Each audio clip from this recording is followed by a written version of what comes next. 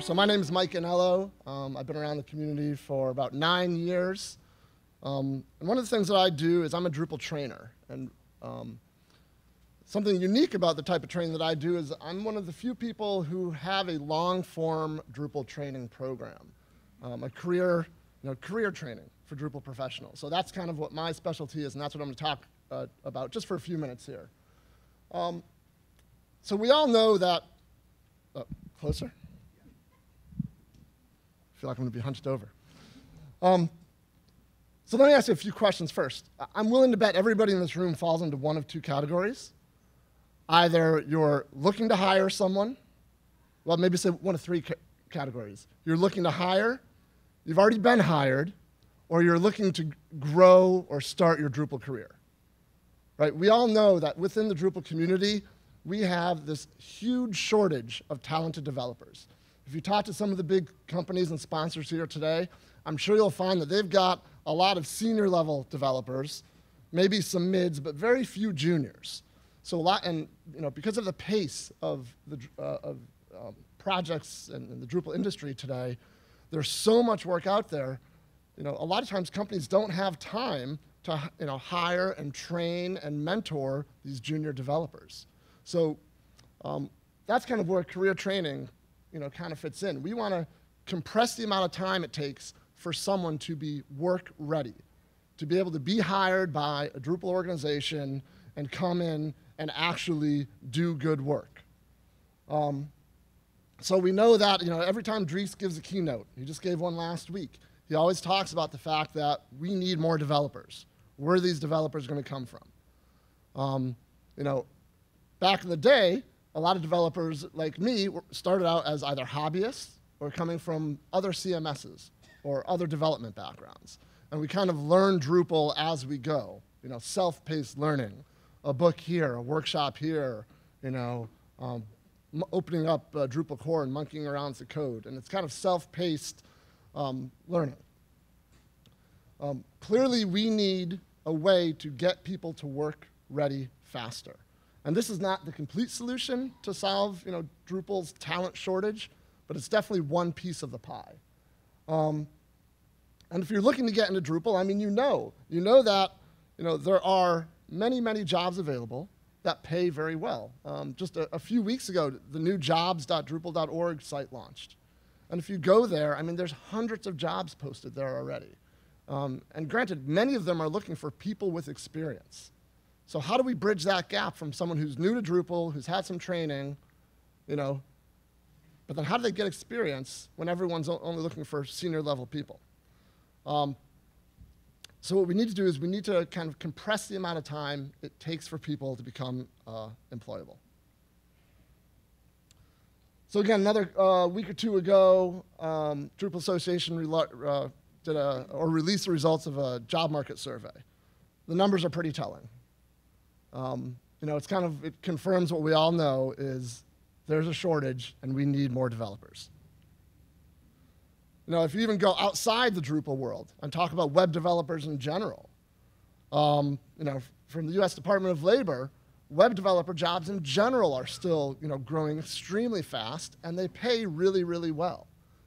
We want to take advantage of that. We want to get the people who want to become web developers, we want them to become Drupal developers. We want to satisfy the need to continue to grow our platform.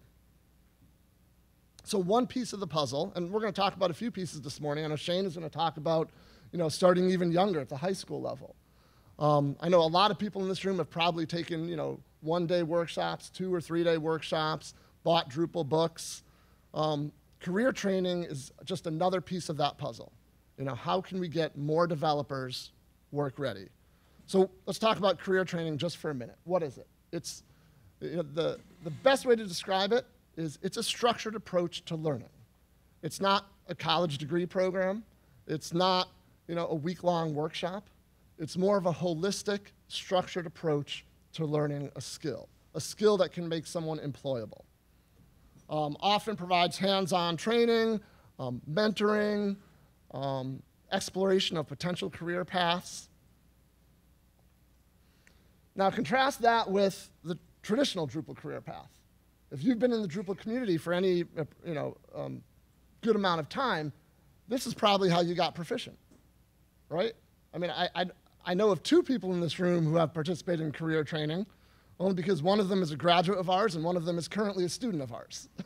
I don't know if there's any others who have participated in Drupal career training, but I'm willing to bet everybody else who's a Drupal professional in this room has done a combination of these things, right? Where you've gone to a workshop, or you've sat down and read Drupal Planet religiously for months on end, reading every blog post you can to figure out how the heck do contextual arguments work in views. Contextual filters. I just aged myself right there by saying arguments. Damn. And then hopefully, people who have gone through this process, understand the value of events like this, the community events, and how this does nothing but accelerate that path as well and compress the amount of time. Well, what we try and do, and I'm going to talk about our program a little bit, and I was really kind of conflicted about this because I didn't want to come up here and pimp our program, but it's the one I know best about, so I'm going to try and talk about it more in general terms, and I am going to talk about other programs in a minute. But what we try and do is, we clarify that path. We provide a structured approach so that if you're new to Drupal, if you're new to the community, you don't make the mistake that other people have made before you and say, okay, well, I'm going to learn panels first, and then maybe I'll go back and figure out what the heck a content type is. Clearly, that's going to take a lot of time and a lot of head banging and a lot of frustration. So structured learning, a structured long-form program can give you those stackable skills and say, you know what? You need to start with these things down here, get these things understood, and then start building on top of them. The other really important part of continuing education, career training, structured Drupal training, I think, is immersion into the community and immersion into the tools that the community uses to communicate. I know that when I first got into Drupal, I was doing PHP and Cold Fusion and ASP and ASP.NET. They all had their own communities, but I would go onto user forums every now and then, but the pace was more like the tortoise. Then I got into Drupal, and I was kind of going on the same path, kind of doing it by myself, reading books. When I started going to meetups, and I started presenting at meetups and learning from meetups, I learned very quickly that events like those and interaction with the community accelerated my growth. So I see that as a key part of any structured learning program. Our community, it's said time and time again, it's a great resource and we should all contribute to it. But in my class, I say it's okay to be a little bit selfish because we all get a lot out of the community, and we need to instill that as early as possible in order to compress the amount of time that it takes people to get up to a work-ready status. And then finally, I like to talk about instilling confidence. You need to be able to leave a topic with confidence, knowing that not only have I read this right or learned this right, but I know that this is the right way to do it. So that when someone says, can you do that? You can say, oh, hell yeah, I know how to do that. There's a big difference between knowing how to do something with confidence and thinking you know how to do something. So these are traits that we put into our program, and I've seen in other programs as well. So other programs that I know about, Q College up in, long way from here, up in British Columbia, has a long form, actually 2 long form training programs. I don't know, this is probably the one I know least about. I've read about it in a couple different places. I've never actually talked to anybody who's taken it. So if anybody knows anybody, I'd love to pick their brain. Acquia U a few years ago was 8 people, and Acquia actually hired 8 people to go through this structured training program for 6 weeks, and they put them in rotation with different business groups within Acquia. And some of those people are still at Acquia, and actually a couple of them are actually pretty major contributors to Drupal these days. And I will say, very quietly, Acquia rolled out the next iteration of Acquia U, which is starting up later this year. If you go to the Acquia site or the LinkedIn.com and search for Acquia University, you'll see it's basically a job posting because you get hired to be part of Acquia U. And then there's my program, which is the bottom one, which up to now has been an in-person program. We just brought it online. 12 weeks, 132 hours. We're on our 5th class right now. We've had over 60 graduates. You know, one graduate's here today, Cielo. I don't know where you are, but there she is, way back there. And Rick, one of our students, is back there too. I don't know why you guys, I told you guys to sit in front. What happened? Good golly. So, you know, mirroring kind of the slide a couple slides ago, this is kind of the way we approach our training. You know, stackable skills and immersion in the community. You know, if you can give people those two things over, and I'm a big proponent of what I call soak time. If you try and do all this in 2 weeks, 40 hours a week, you get what I call the fire hose effect, and you're lucky if people remember 40% of what you've taught them. So this is why we do it over 12 weeks. It's a longer period of time. People have time to go away, think, do some homework, and come back with intelligent questions. You know, I think the last the learning community, we match all of our students up with mentors, and we match students up with potential internships as well afterwards. This is what career training is all about. It's actually taking someone who wants to learn Drupal and not just training them in a one-day workshop and saying, okay, good luck. It's actually training them up, getting them involved in the community, and trying to get them their first bit of experience as well. And we've had some great success. And I actually meant that, you know, I just remembered it now. I meant this morning, Acquia U actually posted some stats as well, and I meant to pull them in, and I didn't. I apologize for that. But you can look at the numbers. The people who embrace the class, who understand what we're trying to do, and who drink the Kool-Aid are ultimately successful. And we're always trying to take this next level. We're actually a certified, we have a license for our program in the state of Florida. We've talked to a number of partners. We're trying to grow the program in other places. Obviously, our virtual program, you don't have to be in any specific place. We have students all over the country right now in our virtual program. So I will be giving another talk about career training, I think at 2:10, if I'm not mistaken, later today. And we can do that one as more of a discussion if you have questions or anything like that. And I'll just put links up here real quick, but I don't like to pimp my stuff so quick. Look, because it's gone. All right, so now, because I was told not to describe anything that Nancy's about to talk about, all I'm allowed to say is now, Nancy from Yale.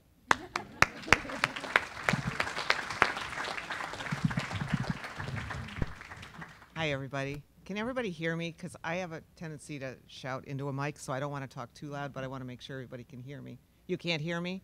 Or you can? Okay, good. Okay. Speak louder? Okay, I'll speak louder. Actually, I probably don't need a mic. That's the scary part. So I'm a little afraid to talk in my normal presentation voice.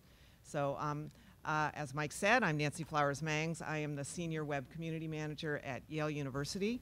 And that's part of the user experience and web services that is part of ITS at Yale. And what I do is I promote training and communications around our Drupal instance of our web publication tool, which is called Yale Sites. And I just want to talk to you a little bit about the landscape of Yale so you can understand how this fits in with Drupal education. I'm not going to talk to you about how we train students at Yale. We don't have a program at Yale for training students. And before everybody goes boo and oh, that's too bad, I just want to explain that I think part of what we're doing in the education is an important factor and lessons that we learned in developing our web publication tool. And I think it's important to share to those of you who are building either web publication tools for large institutions or individual websites. And that is that the people that we're educating are the people who are actually going to be building the sites. So our web publication tool, Yale Sites, is a lot like Drupal Gardens. We don't let people get into the back end of the site. Currently, right now, we have 800 plus websites that are in Drupal. We have 500 static that are in the process of moving to our Yale Sites publication tools, and 300 other miscellaneous ones which are also trying to get into Yale Sites. So imagine trying to support that many sites with 4 people. Literally, that's how many people we have to support that, and I'm one of them, and it's busy. So what I want to share with you is how we do that, because that's really important. That web publishing tool isn't any good if nobody can use it. And I'm going to talk about that more, but we've had experience doing that, doing it badly. I shouldn't say badly, but doing it where the technology was really solid, but we kind of forgot about how people were going to use it.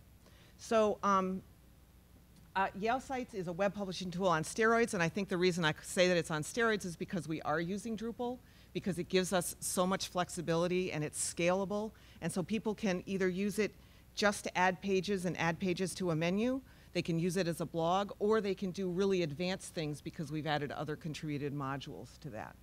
It's available for anyone in the Yale community, and it's free. And the one thing we learned from our first instance is if they build it, they will come. Not.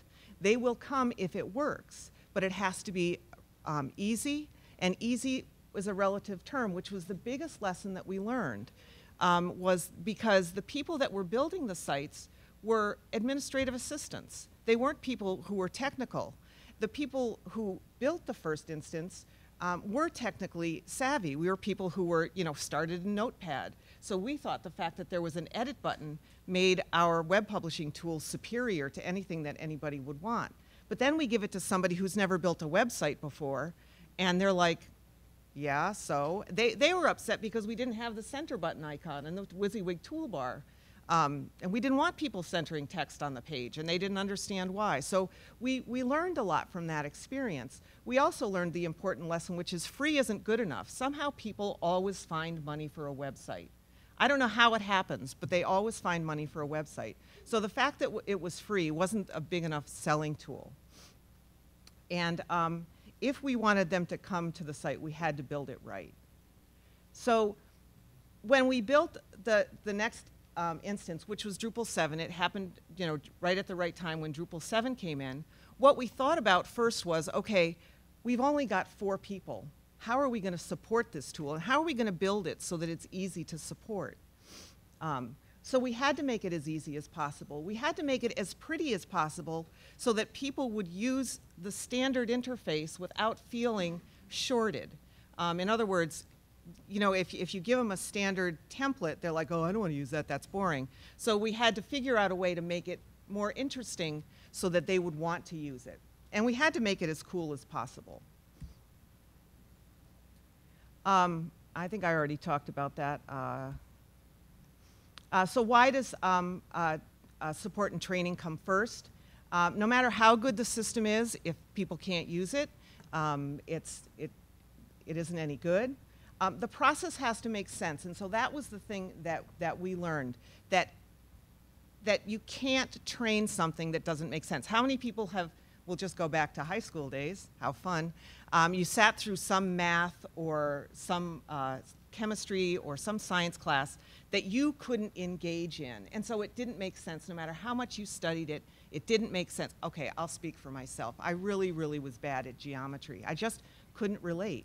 And so I couldn't learn it. And it's the same thing with any kind of web training. If it doesn't make sense to the person, then they're not going to be able to absorb it. And unlike Mike's training, we only have a day to teach people this. So we had to make sure that what we were giving them was easy enough for them to absorb, and then create a training program that helped them to learn that.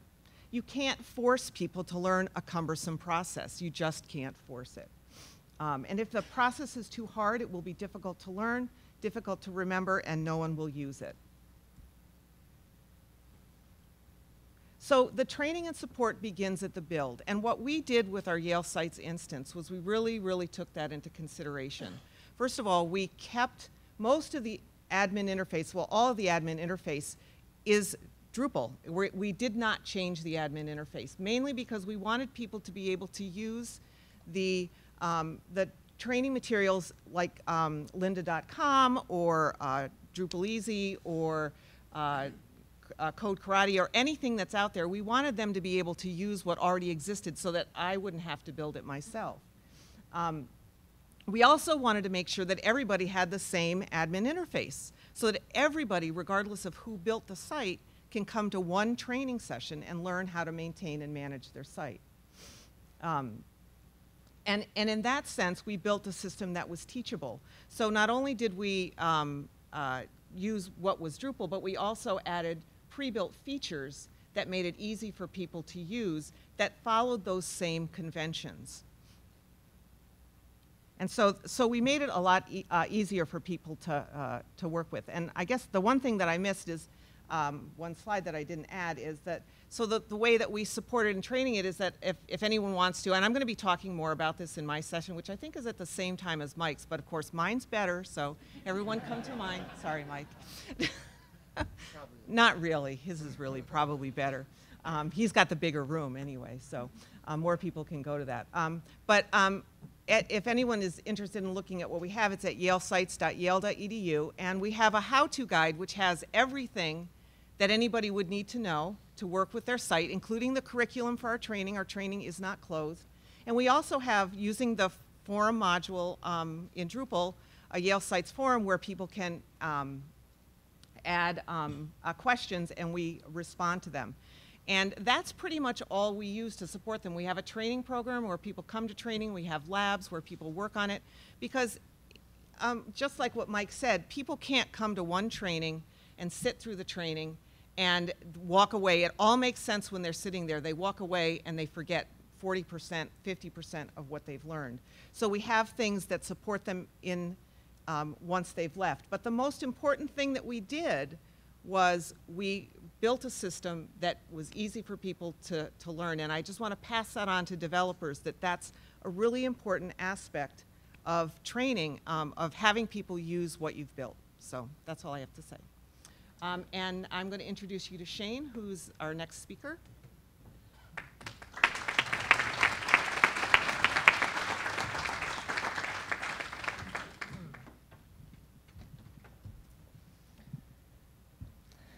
Hello there.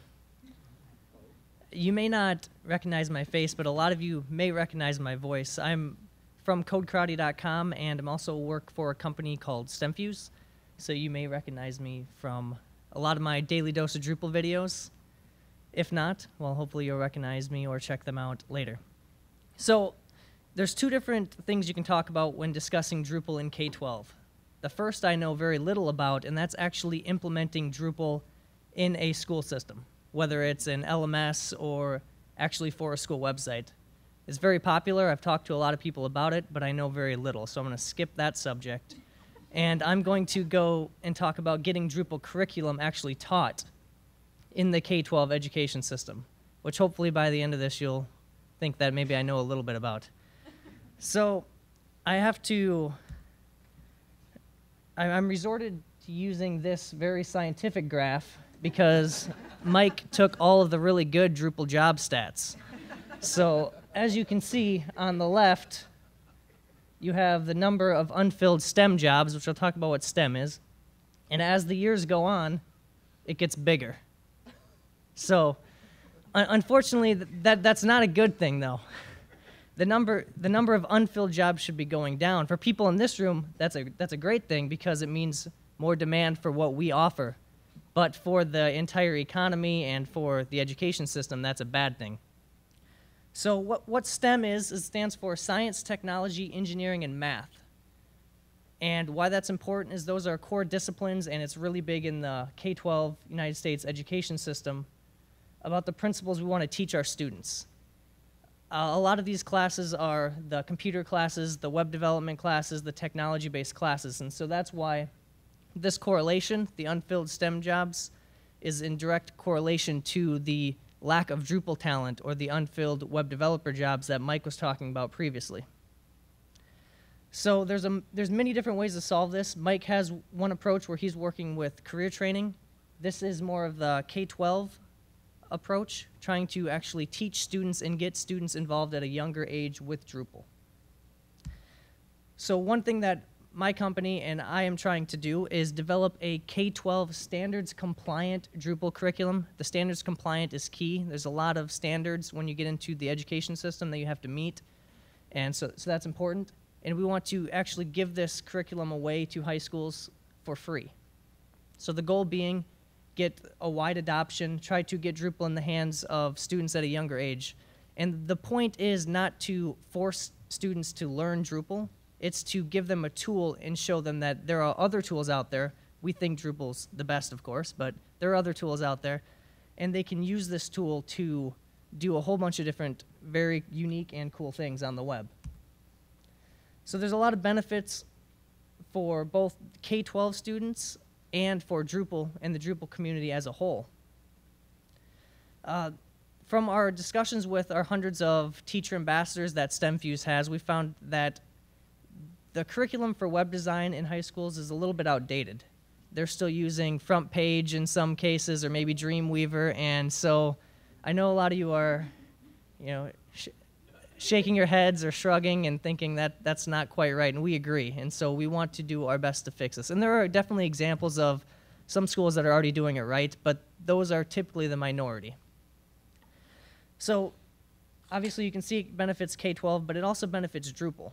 By having more Drupal users, I like to think there's the quantity and the quality of Drupal users. The quantity is the actual number of users in our community. As we grow, we want to continue to grow Drupal, but we also want to increase the quality, which I see as the Drupal contributors. So by introducing Drupal at a younger age, we can also teach them that it's not just a tool, there's also a community behind this. You can become involved in the community, you can come to events like these and learn more about Drupal and how you can be part of this group of the Drupal community. So how did we start to accomplish this? Rather than just create a class, Stemfuse has classes on game design and mobile app design. Rather than just try to create a class, because we wanted to offer this for free, we wanted to actually get the Drupal community involved. So we launched a Kickstarter campaign that was successfully funded in June to raise $25,000 to be able to offer this curriculum to schools for free, as well as offer free teacher training, because that's one of the other big things that are lacking in the education is the actual ability for teachers to know how to teach the curriculum. So this allows us the opportunity to train these teachers and get them to a point where they can confidently teach Drupal to students. So as I mentioned, Stemfuse is the core organization behind this, and we offer science, technology, engineering, and math curriculum to K-12 schools. We're in over 3,000 schools across the United States, and I believe it's 6 or 7 different countries. And also, I'm from CodeKarate.com, where I have hundreds of blog posts and videos and all different types of Drupal training materials. On top of that, there's a whole bunch of different companies behind this initiative. These are a number of the companies that supported the Kickstarter campaign. There's a lot of other ones.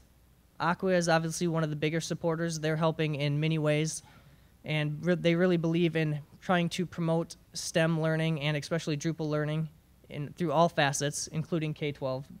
Build a Module is a great training resource, and Chris is helping in many ways to try to bring this curriculum into schools. And in the bottom left corner, you can see Synaptic Blue, where Doug, who's actually in the back there, I want to thank him. We should all give him a hand because he's awesome.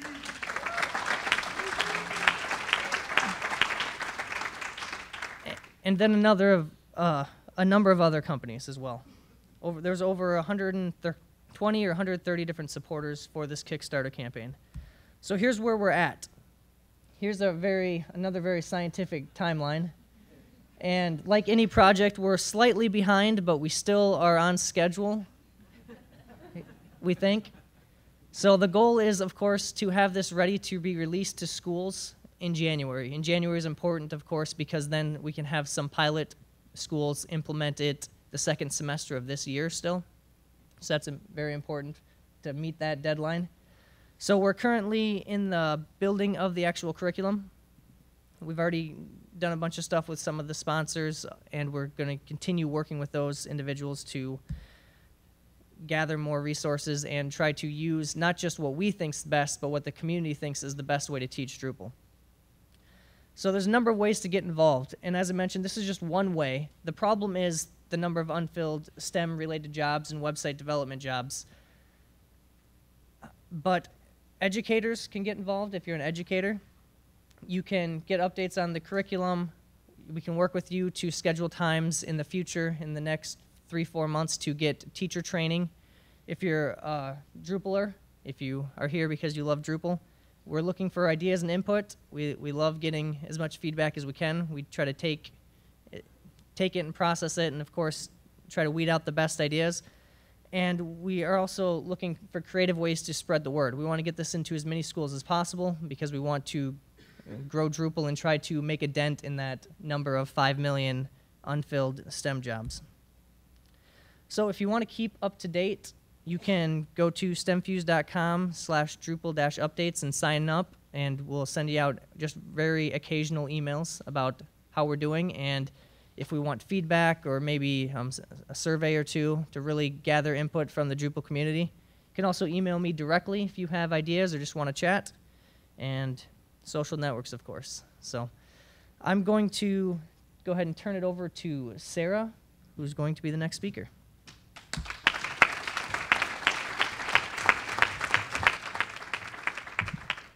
Good morning, everybody. So, oh, see, they did better for me, Colleen, than they did for you. I am Sarah Gilbert, and for about the past 15 years, I've specialized in workplace learning, so corporate training and nonprofit training. And I wanted to start out this morning by asking how many of you are specializing right now in K through 12? Wow, that's staggering. What about higher ed? Okay. And what about corporate? And nonprofit? What if you do all of it? Want to do all of it? Okay, so I wanted to get an idea of where you guys are coming from because my talk this morning is going to be really focused on workplace learning needs. So if you take a look at what we're dealing with in the learning technology space, which is my area of expertise and training, in the corporate environment or in the nonprofit environment, what are some of the things that we're seeing that are really big opportunities and would be a great opportunity for the Drupal community? So we're going to start out with Drupal in the workplace. One of the things that I noticed about 8 years ago, I was working on a project in the UK. And it was for a large bank, and they had a need for a learning platform. And they said, well, we're going to go with Drupal, which at the time, that was open source and, ooh, security in banks. But in the UK, they were like, yay, free software. But here in the United States, nobody was touching Drupal. Nobody was touching anything that was open source at the time. So it was interesting to see that in the last 5 or so years, it's been widely adopted in corporate environments. So huge organizations are using Drupal as their CMS platform for their websites, for their learning portals, and so it's actually been very widely adopted in the corporate space. And the reason why I want to point that out is that with that adoption, we've started to identify some really huge opportunities that we could take advantage of as a development community. And some of those things are pretty obvious, but as we wrap this up, I'm going to come back to a thought for you. And I like to use quotes too, so that'll be exciting. Is anyone on Twitter? Okay, so you can quote me and things. I can take credit for some of this stuff. So I'm going to start out with knowledge management. If you know anything about tacit knowledge, we know that there are a lot of folks that have it and not a whole lot of ways to share it. So one of the opportunities that we're seeing right now in a corporate environment is that there aren't a lot of ways that are formalized in the field of knowledge management. So we're having a lot of trouble getting people's information out of their head and shareable. So that's one area where if we're looking at a content management system, we can start to leverage that need. What could we develop to help support that need for knowledge management? Because right now there's not a lot by way of support of knowledge management. And so here's your first quote. When you think about the fact that experts can only inform the thinking of others and not provide them answers, this is where knowledge management is very critical to a workplace environment, because often you have a question and they'll say, go talk to Bob, he knows all that stuff, right? So you can go to Bob and you can talk to Bob about the situation that you're having. Bob may make some suggestions, but you still have to have the ability to go back and make that application. So one of the things that we're seeing, going back to this first need, is a need for systems that will support that knowledge management. And there's a whole field of practice around knowledge management that I would love to talk to someone about, but that's a huge challenge right now that we're facing in corporate environments. And I would argue in all environments, even K through 12 and higher ed.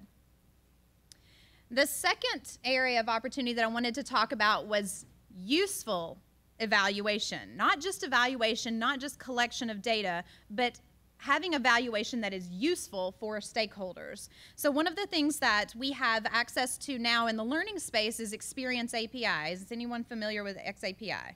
Okay, a handful of you all. That's something really to look into, because I can tell you right now there aren't any Drupal modules that are really fully developed that support XAPI. And XAPI helps you get down to a very granular level in evaluation of training.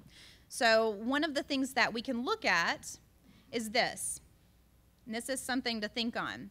Yogi Berra, in all of his grand knowledge, said this: in theory and practice are the same, but in practice they are not. So why is this important when it comes to evaluation? Well, you can look at theory all the time. We can look, and I know some of the folks, well, all of you have touched on this in their presentations as well, is that whenever we look at how we evaluate training or whether someone has learned something, you can only really measure that in practical application, because we can say that we get it all day long. I actually saw something on Facebook this morning. It was a cartoon, and the cartoon said, it was an interview, and the guy said, well, I've been a lifelong learner. You know, he has all these degrees. And she said, well, do you have any real world experience? And he said, yes, tests. I can take tests. And so if you think about that, how are we really measuring what people learn? So let's wrap that back into Drupal. As a development community, think about what are the ways that we can build systems that support capturing this type of data in practical application. And then next we talk about effective use of technology. So one of the things that I've noticed in working with Drupal over the years is that there are lots of different ways to get content in it, right? It's a content management system. But how can we take that content to the next level to be able to have useful deliverables that you can actually pull back out of Drupal? And some examples of that might be interactive ebooks. How many of you have seen or done any work with ebooks? Okay, somebody please develop a module for me that will launch an ebook in a browser. So there are things that we have some gaps there. If you look at collaboration, discussion boards, building communities, those are the types of things that we can really build into Drupal to make it more effective as a learning tool, as a learning management system, so we can really build up the LCMS capabilities that Drupal could have and does have. Some of you actually in this room may have experience working with Drupal and building a custom LCMS. Has anybody done that in the room? So a couple of you guys have actually worked on building a custom LCMS off of Drupal. So we have a lot of capabilities, but how can we start to bridge that gap to make that technology more effective? And then content management, of course, that's what we're here for. And if you look at content management, there is a session that I'll be doing right after this about video, and a session after mine that we'll be talking about how to give context to those videos, tag them, add some metadata and that kind of thing. But if you look at content management from a learning perspective, there's a difference between content and deliverables. So we can have a content management system where we store a lot of content, but if you're storing a lot of things like PowerPoints or audio files, that may not necessarily be content. That may actually be a deliverable. So how can we get down to a very granular level of what our content is, and then have the ability to pull that content out and create deliverables with it? If you look at Drupal books, that's a good example of how we've taken this content management system, taken that raw data, that raw content, and built that into something that was a deliverable. That's something where we could really build up this system and help that support training needs, is providing context for our content. And there's a speaker, her name is Karen McGrain. I don't know if anyone's familiar with her work, but she does a lot of work in content management specifically for mobile, and she's brilliant, but I would highly recommend looking into some of her work. I think she actually keynoted a Drupal conference lately, so she's very good. And so that goes into designing systems. So if we know that these are some of the opportunities in the workplace and in nonprofits and even higher ed and K through 12, how do we design systems that can support those needs? So here's another quote for you. If we look at innovation, that's actually created at the intersection of disciplines. So what do I mean by that? Well, I'll give you a visual. So if you think about what we know, you've got this tacit knowledge, but tacit knowledge, or what you know, combined with technology is better than just what you know. Similarly, what you know combined with technology is also greater than the technology. So why this is important, and the point that I want to make out of this is because I do work in the field of informatics, which is the application of technology to anything, to any kind of practical application. If you look at this, what we need to really understand when it comes to designing systems is understanding what your audience needs. And all the folks on the panel actually touched on this, is when you're going through the sessions this week, or today, not this week. Some of you were here yesterday. When you're going through the sessions today, think about how can you start to bridge that gap between what the need is and how we can develop for it. Because if you look at all of those jobs that we have right now, I can tell you firsthand, the people that I look to hire are people that can understand how to bridge that gap between what our users' needs are and the technology. So how can we put those two together? All right. And if you want to get in contact with me, here's my information. Connect with me on Twitter, or you can contact me at my email address. Thank you, everyone.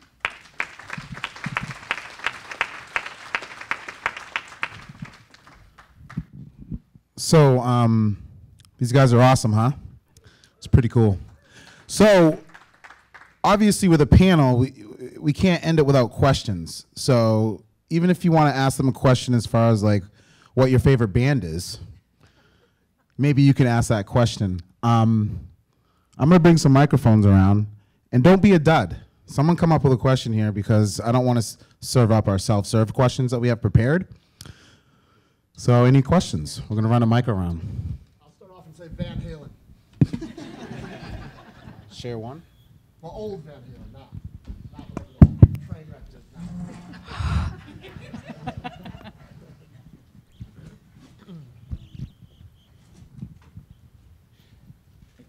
Hey, the LCMS, I'm assuming that's Learning Content Management System? That's right. Can you tell me what are some of the characteristics of that? Want me to take that one? Okay, so a learning content management system, essentially, if you look at a content management system, it's a way to organize and tag content, adding taxonomy, adding metadata, those types of things. If you look at a learning content management system, it allows you to take those deliverables and have registrations for courses. So in addition to having a place to store all the content, how can people get in and access it? And then how can we report on it? And so it's just adding another layer. If you all are familiar with Moodle, it's essentially, if you put Moodle and Drupal together, that would be an LCMS. It's taking the ability to register for courses, to take lots of different content types or, you know, pieces of content or deliverables and putting those together in courses, or having them served individually and being able to track. Does that also include the teaching of a course? It could. It could if you were doing things like webinars or virtual discussion boards, things like that. If you've done any research on flipped classrooms, that's a perfect example of how you can deliver training in an LCMS. Thanks. Sure. Yeah, you can build an LCMS out of Drupal. Yes. I mean, the only thing I can add to what Sarah just said is, for me, one of the main characteristics of an LCMS is it presents. Oh, thank you. Almost hit me with it. Where it allows you to present the data to end users in a structured way. So, you know, go to lesson 4 of this particular thing, and you're going to start by reading this and watch this screencast, and then maybe here's a little activity you do. And then when you're done, click the complete button, maybe take a little assessment, and then you're allowed to progress to the next step. So are there modules that exist? Or?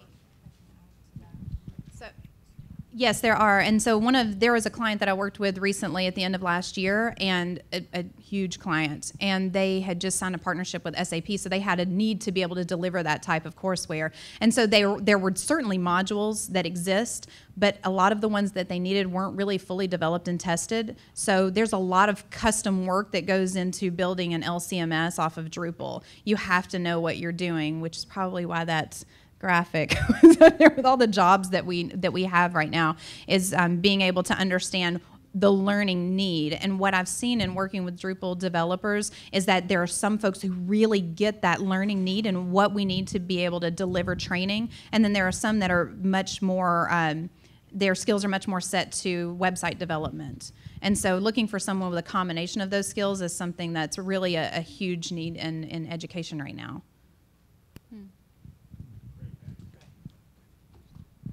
I'll be loud.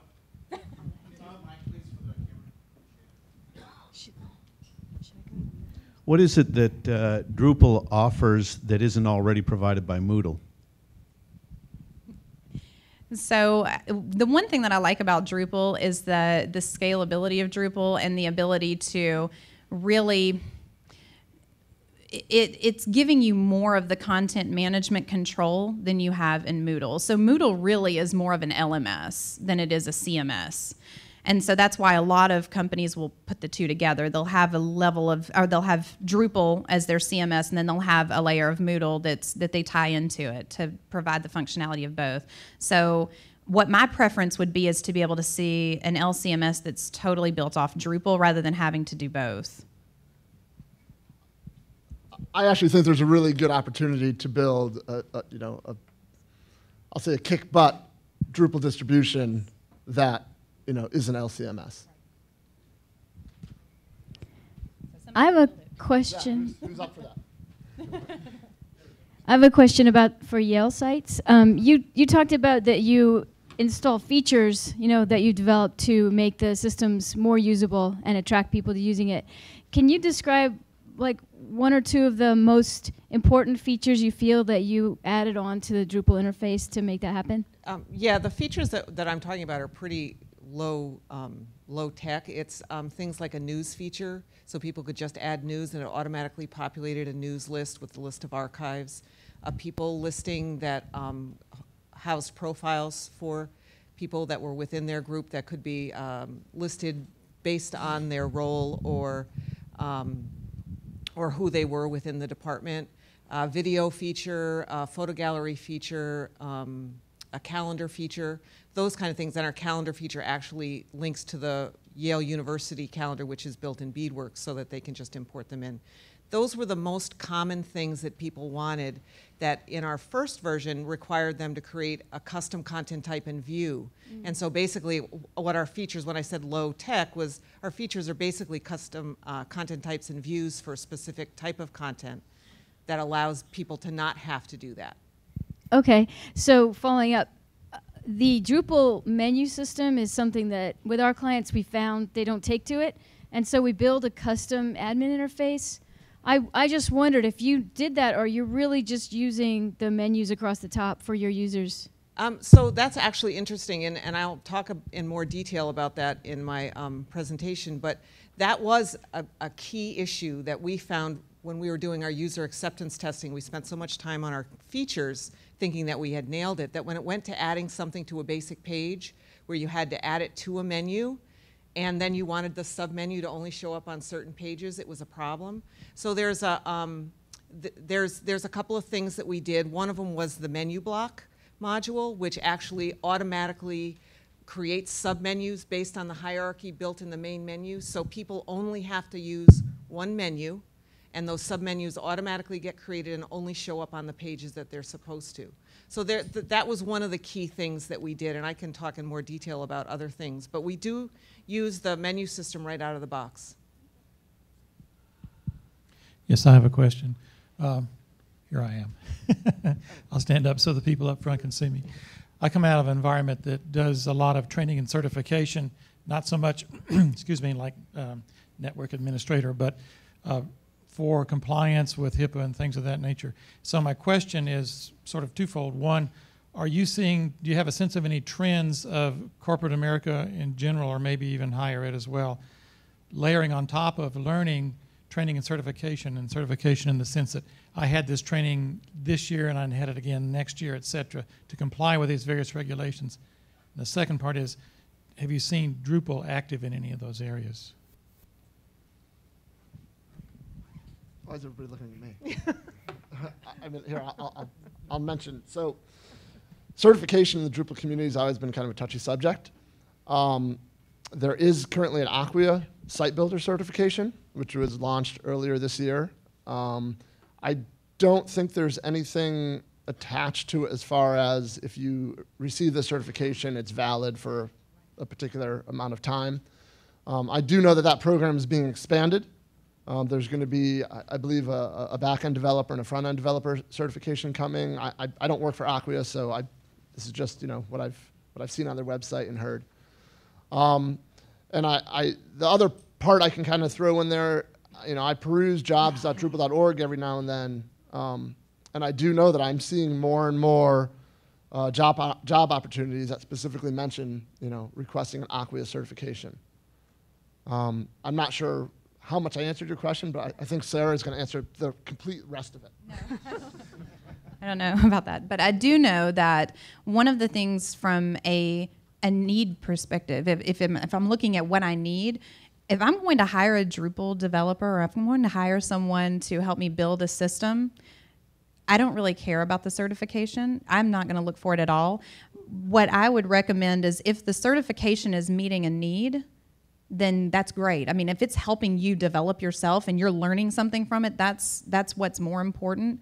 I will say that I think that the biggest gap that I'm seeing, and why I'm glad that there are folks like Mike and Shane here, is that we don't have that understanding of the audience that we're trying to develop for. And this is a lifelong problem in software development, is how can you look at the people that you're trying to support. And that's what Nancy brought up earlier too, is you need to know how they're going to use it, what their workflow is, what they need, so that you can develop for that.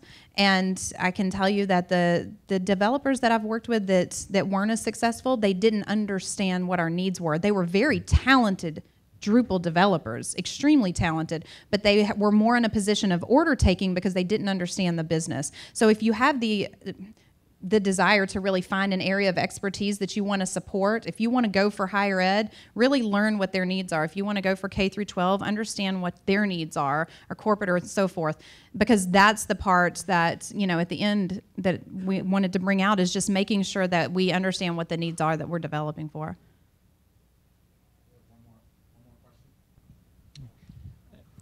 I really appreciate, Sarah, your mentioning of some ideas, including using Drupal for possibly ebooks and things like that. One thing that I thought I'd ask, coming from the public library area, but also education as well, any ideas or any thoughts? Anyone has heard anything about using Drupal for virtual environments, anything like that?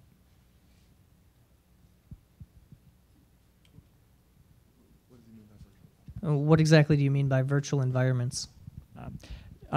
Basically, this would probably apply education or museums, libraries, where I've seen this in conference settings and things like that, where you have like a virtual conference and you could go and it functions very much just like an actual conference, but it's more of a virtual setting versus just basically a website with links on it. Well, I can answer and say that I haven't necessarily seen that. I don't know that. My assumption would be there'd have to be another technology that would integrate in with Drupal in order to make that happen. Drupal out of the box or anything you would do with Drupal probably wouldn't be able to get there without an extremely large amount of work. But there might possibly be some plugins or some other applications that could somehow integrate in with Drupal. I actually, if you want to come talk to me afterward, I actually have a colleague that built a totally virtual environment to have students that are in the U.S. meet virtually with students that are in Spanish-speaking countries so that they could talk to each other, and built an entire environment off of that. So I could connect you with her, and because I know that they did use some kind of platform. So anyway, that might help guide some of those answers.